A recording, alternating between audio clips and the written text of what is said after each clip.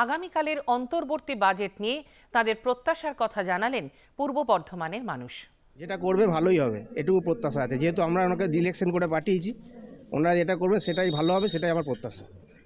এই যে ডিজেল যা বাড়তে হয়েছে না দাম, সেটা কমাবার জন্য বলছি। এইটা আমরা সে ডিজেলের সেরকম মানে করতে পারছি না, জমিনে জল চালাতে পারছি না, তা আমাদের চাষ নষ্ট হয়ে যাচ্ছে। আমি চাইছি যে আমাদের গ্যাসের দাম প্রচুর দাম বেড়ে গেছে, আমরা পারছি না চালাতে।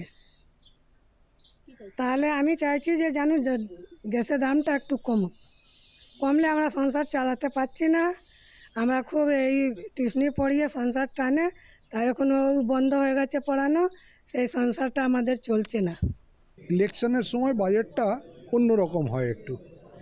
এবারে আমরা যেটা চাইছি যে ইনকাম ট্যাক্সের ছাড়টা যেন আর একটু বাড়ানো হোক, ডিডাকশানগুলো আর একটু দেওয়া হোক, এবং ইনফ্লেশন কিভাবে কমানো যায় সেটা একটু দেখতে হবে। তামাক, সিগারেট এগুলোর দামগুলো যাতে বাড়ানো হয়, তাতে হবে কি এদের সেবনগুলো কমবে, এবং আরও যেগুলো আছে গরিব মানুষদের জন্য যেন ওষুধের দামগুলো একটু দেখা হয়।